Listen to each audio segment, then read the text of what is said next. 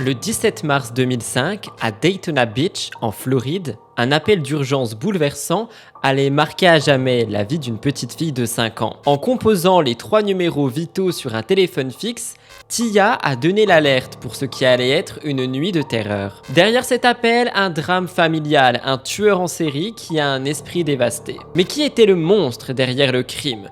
Pourquoi aucune des autorités n'a pu empêcher cette tragédie? La vérité derrière tout ça se cache dans les détails que vous ne pouvez même pas soupçonner. Restez avec moi pour découvrir cette nouvelle affaire tragique sur Murders Explained.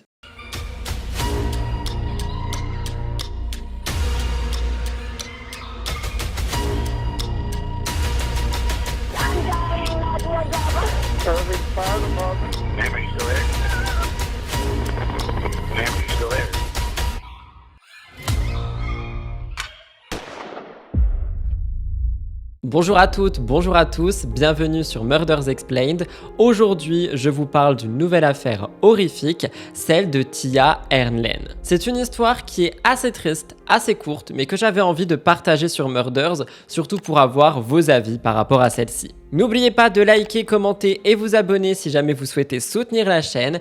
Et sans plus tarder, rentrons dans la vidéo.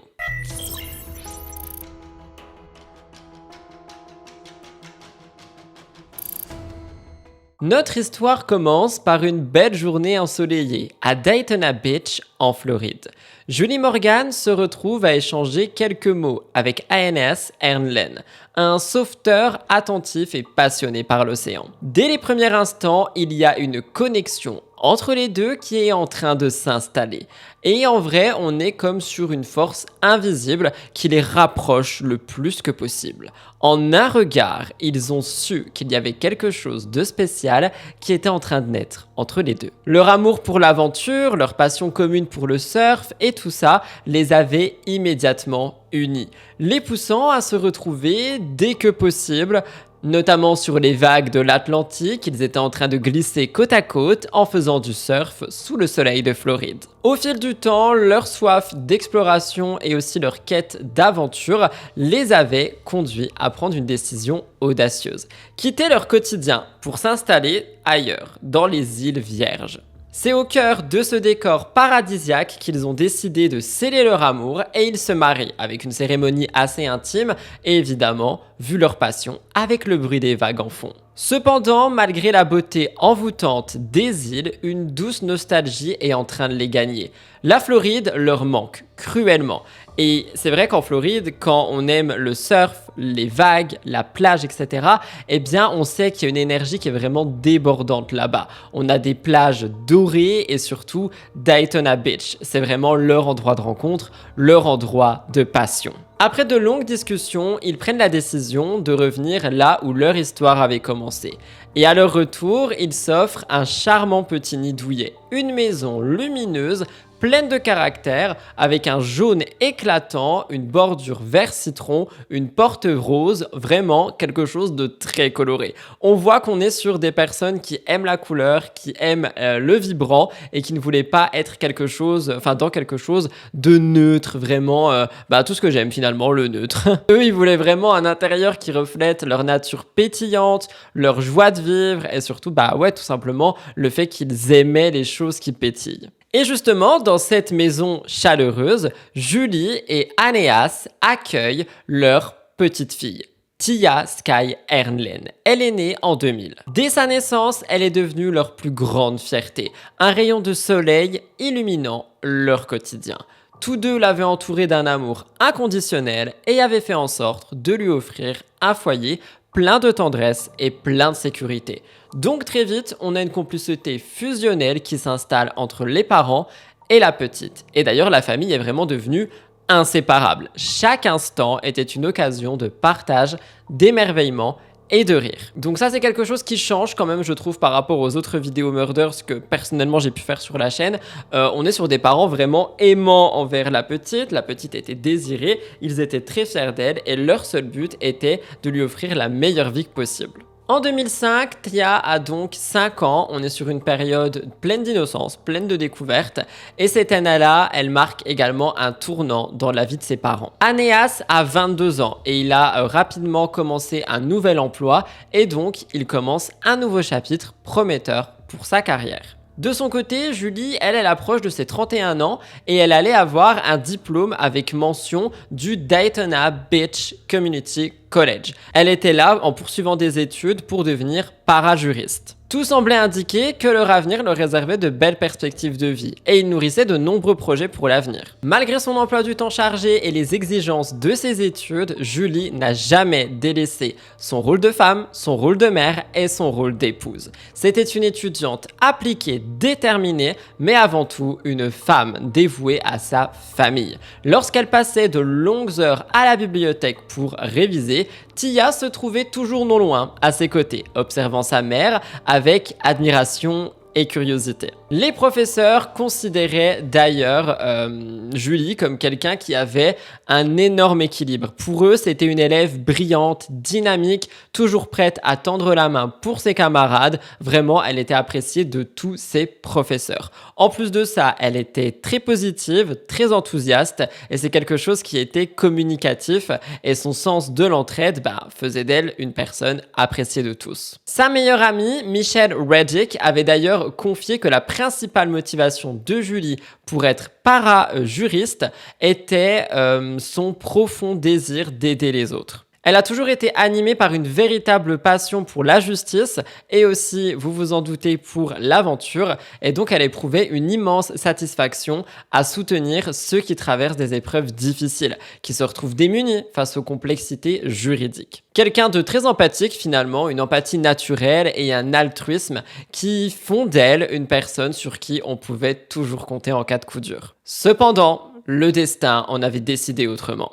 À peine 2 mois avant qu'elle ne puisse fièrement recevoir son diplôme, un événement tragique et inimaginable s'est produit, bouleversant à jamais la vie de cette famille, si unie et si aimante. Ce qui aurait dû être le début d'un avenir radieux s'est transformé en cauchemar déchirant, laissant derrière la famille un vide impossible à combler. Dans le silence, immobile et paisible des premières heures de ce petit matin du mois de mars, Tia, âgée de 5 ans, nous sommes en 2005, s'était souvenue avec précaution des consignes de sa maman, Julie, et elle lui avait patiemment enseigné quoi faire en cas d'urgence. Et oui, Julie voulait devenir parajuriste, son papa était un sauveteur en mer, donc évidemment, on était sur une enfant qui connaissait tout par rapport à la sécurité et aux situations d'urgence. Malgré son jeune âge, elle sait garder son sang-froid.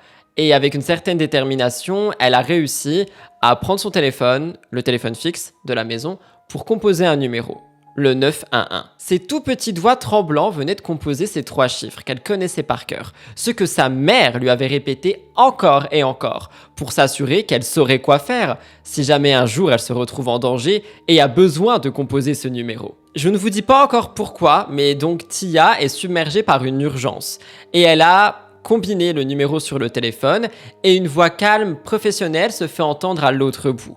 Il s'agit de Donna Choufani, la répartitrice du 911, qui prend l'appel. Ce qui suit est l'un des appels aux urgences les plus éprouvants que peu de personnes aient jamais entendus. Tia, 5 ans, fait preuve d'une force inimaginable et malgré son jeune âge, elle réussit à être stupéfiante. Elle a su faire preuve de sang-froid et de courage, et Donna elle-même, pourtant habituée aux situations de crise, s'est dite que cette fillette était tellement courageuse. Elle disait d'ailleurs plus tard, je vais vous raconter, mais elle disait « Vous n'avez pas beaucoup d'adultes capables d'exprimer comme cette petite fille l'a fait. Elle savait exactement quoi dire et quoi faire. » J'ai l'impression que cette petite fille, elle a vraiment été élevée par des parents qui voulaient inculquer tout ce qui était par rapport à la sécurité. C'est-à-dire qu'on est sur une enfant qui savait exactement comment réagir par rapport à une urgence et c'est quelque chose qui, ici, lui a permis de garder son sang-froid. Bref, au moment de l'appel, pendant que Tia est en train de parler, la seule chose qui est préoccupante pour Donna, donc la répartitrice du 911, est de s'assurer que la petite reste au téléphone pour avoir le plus d'informations possible. Et elle lui apporte également du réconfort parce qu'évidemment, on est quand même sur un enfant de 5 ans qui visiblement en avait besoin. Et des années plus tard, quand Tia repense à tout ça, elle dit qu'on est sur une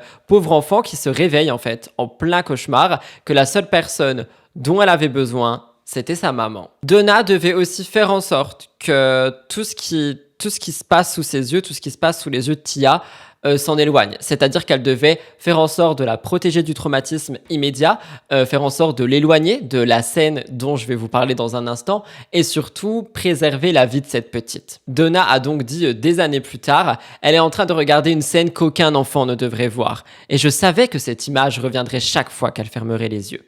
Alors, on en a déjà parlé et il est vrai qu'il y a beaucoup de répartiteurs du 911 qui sont critiqués pour la manière dont ils gèrent certains appels. Mais dans le cas de, ici, dans le cas de Donna et Tia, on est quand même sur quelqu'un qui essaye de faire en sorte que la petite n'ait pas trop de traumatisme. Donna a su tout porter sur ses épaules. Elle a voulu rester professionnelle, recueillir des informations et surtout faire en sorte que Tia soit le moins terrorisée possible. Elle a tout fait pour l'apaiser. Et d'ailleurs, avant de vous raconter, c'est vrai qu'une question se posait aussi pour Donna. On est donc sur un acte criminel qui s'est produit, je vais vous le raconter dans un instant, j'essaie de faire durer le suspense.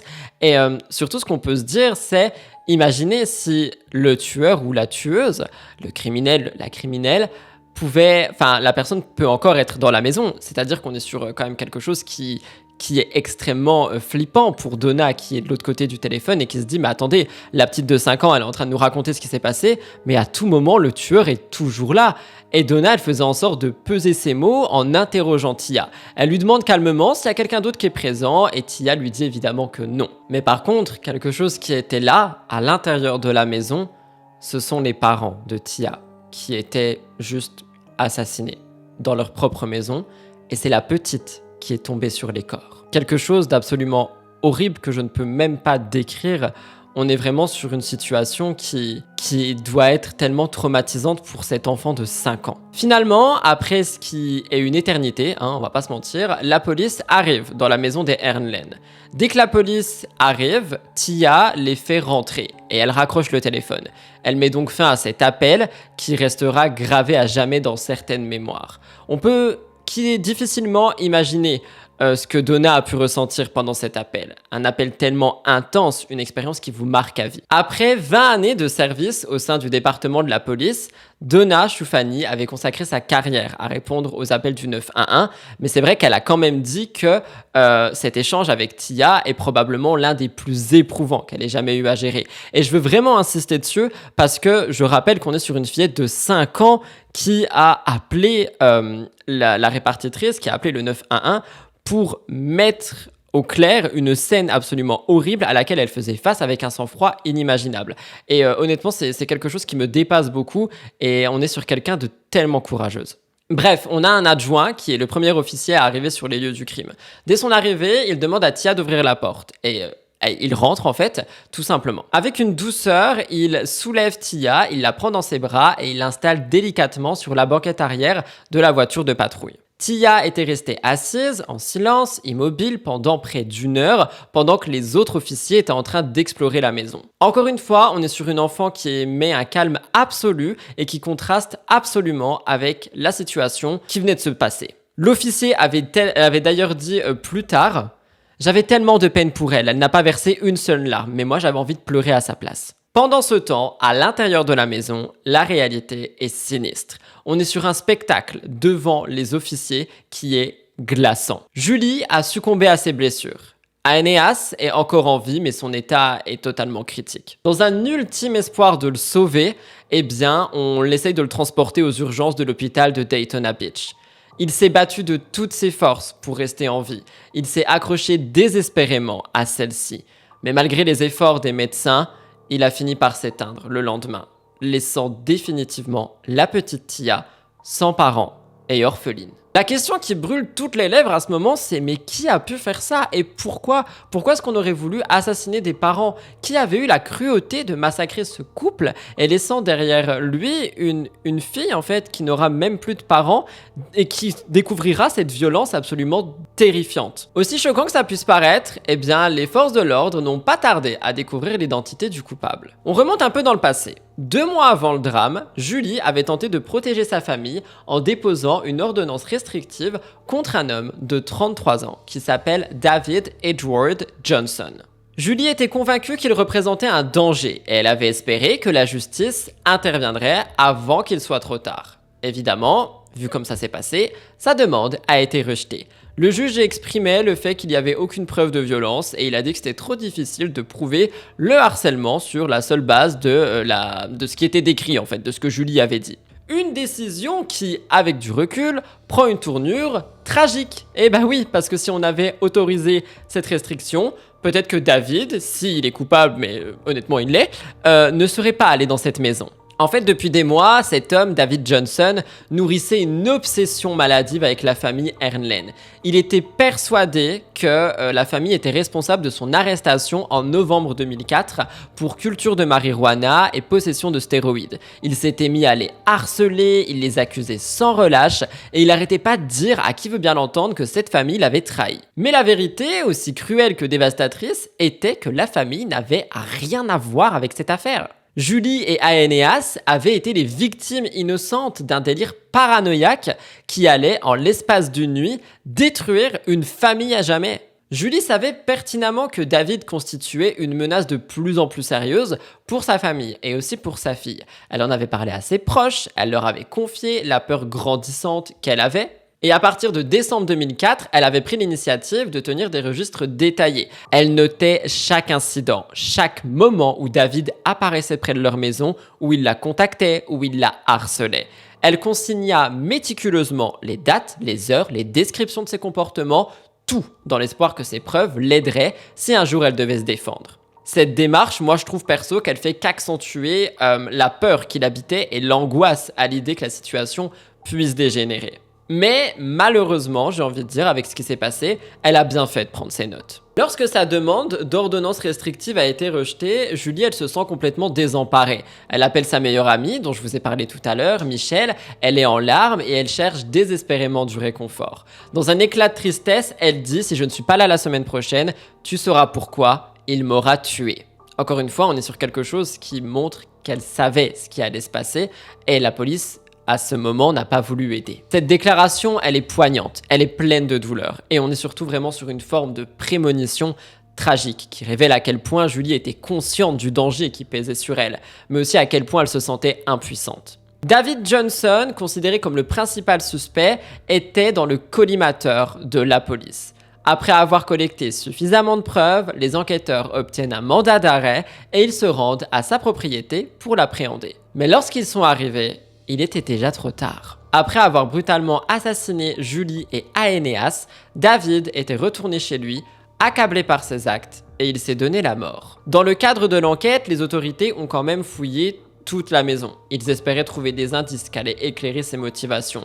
Et ce qu'ils ont découvert est assez perturbant. Ils ont découvert, je cite, des coupures de journaux, toutes relatives à son arrestation en novembre, qui étaient épinglées sur son réfrigérateur. On a des souvenirs morbides de sa défaite, des documents juridiques liés à son procès à venir, et aussi l'obsession, enfin toutes ces choses-là qui montraient l'obsession que David avait pour son affaire. Les enquêteurs ne pouvaient constater qu'une chose, c'était le dérèglement de cet homme. La haine et la paranoïa qu'il avait certainement mené à commettre l'impensable. On en a parlé tout à l'heure et d'après ce qui a été dit, il aurait cultivé de la marijuana. Alors je ne sais pas si vous le savez, mais un des effets qui peut découler de la marijuana, c'est la paranoïa.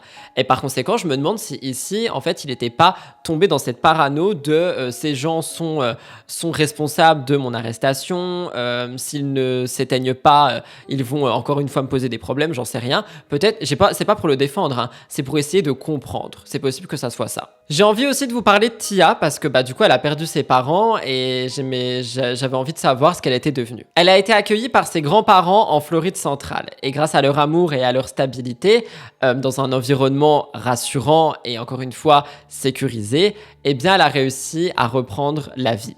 La force d'un foyer aimant était essentielle pour elle et ses grands-parents se sont montrés à la hauteur de cette lourde responsabilité, l'aidant à se reconstruire jour après jour. Pour l'aider face aux défis financiers à venir, on a aussi un fonds fiduciaire qui a été créé en son nom à la Gulf States Credit Union par la communauté, un geste collectif qui vise à alléger les préoccupations matérielles, garantir qu'elle puisse poursuivre des études dans les meilleures conditions possibles. Une initiative qui, je trouve, montre une certaine solidarité qui veulent soutenir en fait cette jeune orpheline et qui peut lui permettre d'avoir un avenir meilleur. Cet élan de générosité rappelle qu'il existe toujours une lumière, même dans les moments les plus sombres. Mais l'histoire de Tia a également mis en lumière une grande force de caractère, notamment lors de l'appel du 911.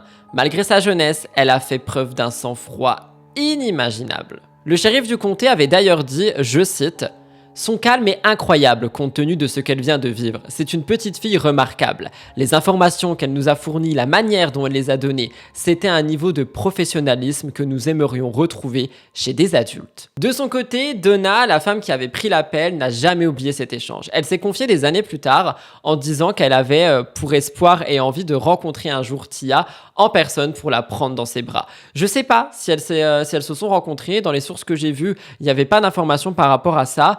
Mais j'avoue que ça serait tellement beau de voir cette rencontre pouvoir se faire, surtout qu'aujourd'hui, Tia, elle doit être beaucoup plus jeune, elle doit avoir quelque chose comme 30 ans, je crois, si je dis pas de bêtises. Oh non, je sais pas compter, elle doit avoir 25, 24 ans, donc en vrai, ça peut être quelque chose qui peut être vraiment fait. Après le double meurtre, on a aussi la famille de Julie qui a exprimé son profond mécontentement envers la police en disant qu'ils n'ont rien fait en fait pour protéger Julie, Aeneas et Tia. Comme je vous l'ai dit, Julie, elle avait demandé de l'aide plus d'une fois, et c'est quelque chose qui n'a pas été écouté. Je me demande même si elle n'avait pas ramené justement ce qu'elle a écrit dans ce carnet pour montrer aux policiers que si, il se passe des choses et que cet homme était quelqu'un de dangereux et donc par conséquent on aurait pu faire en sorte que la menace que représentait David Johnson soit écartée. Mais bon. Le père de Julie et d'autres membres de la famille ont publiquement dénoncé l'inaction des autorités et dans un courriel, le père avait écrit « L'une de ses dernières conversations avec la police était « Que doit-il se passer ? Doit-il me tuer avant que vous ne fassiez quoi que ce soit ?» Évidemment, c'est quelque chose qui résonne aujourd'hui parce que c'est ce qui s'est passé. Elle a dû être tuée, son homme aussi, pour que les choses avancent, pour qu'on arrête David Johnson et qu'on se rende compte que c'était une menace. Le shérif avait pris la défense des enquêteurs. Il a expliqué que ceux-ci avaient averti David Johnson de rester éloigné de la famille. Il a dit « C'est une situation tragique, c'est quelque chose que nous détestons voir, mais quand vous avez affaire à quelqu'un de totalement possédé, il devient difficile de l'arrêter. » Certainement, mais il n'avait rien fait par rapport à la restriction. Donc t'as beau dire, oui, je l'ai appelé pour lui dire, t'approches pas de Julie, c'est pas quelque chose qui va marquer plus qu'un papier officiel.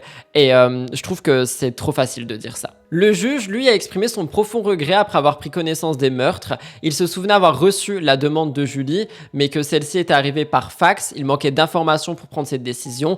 Il a dit, si j'avais eu plus d'informations, je l'aurais certainement accordé. Avec le recul, j'aurais aimé le faire différemment, mais chaque cas est revu indépendamment. Le shérif, il dit qu'il croit pas que ça aurait changé quoi que ce soit, qu'une injonction peut suffire pour que quelqu'un n'approche plus quelqu'un d'autre, mais bon, que aussi il n'était pas obligé de respecter cette règle. Enfin, je sais pas, moi je trouve que le shérif dans cette affaire, il est vraiment en mode c'est pas ma faute, tu vois, alors que je suis désolé, mais quand quelqu'un vient aux autorités pour signaler qu'il y a un homme qui est potentiellement dangereux, tu peux faire en sorte de, tu vois. Là, tu essayes vraiment de rejeter la faute sur David, en fait, même si c'est lui le meurtrier, en disant, mais dans tous les cas, il aurait fait quelque chose. Qu'est-ce qu'on en sait, finalement ? Aujourd'hui, comme je vous l'ai dit, Tia, elle doit avoir 24 ou 25 ans et évidemment, elle fait encore face à des défis psychologiques et émotionnels qui ont marqué son enfance. Mais ça a démontré qu'au cœur de ce chaos et de ce traumatisme, eh bien, elle a été guidée pour les 5 premières années de sa vie par ses parents. Elle sait exactement quoi faire en cas d'urgence. Elle sait s'exprimer. Enfin, franchement, ils ont été des parents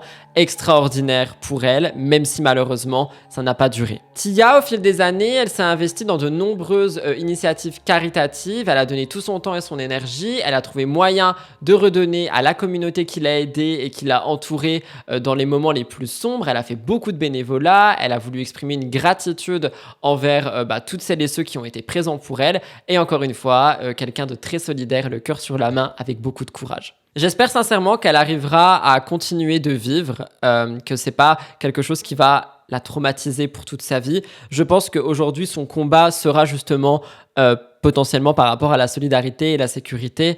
Et je trouve qu'on est quand même sur une histoire qui termine bien pour Tia, mais qui est un crime qui aurait pu être évité.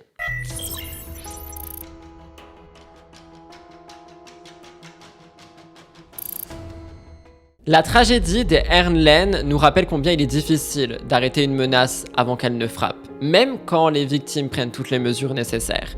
Au-delà du mal, c'est aussi une histoire de résilience, de soutien et de courage. Tia, malgré la douleur, a réussi à continuer à vivre et à se relever. Évidemment, si cette affaire vous a choqué, vous a troublé, si vous avez quelque chose à en dire, n'oubliez pas de me partager tout ça dans l'espace commentaire. Likez la vidéo si jamais vous voulez nous soutenir et on se retrouve dans quelques jours pour une nouvelle affaire horrifique. Prenez grand soin de vous et merci de m'avoir écouté jusqu'ici.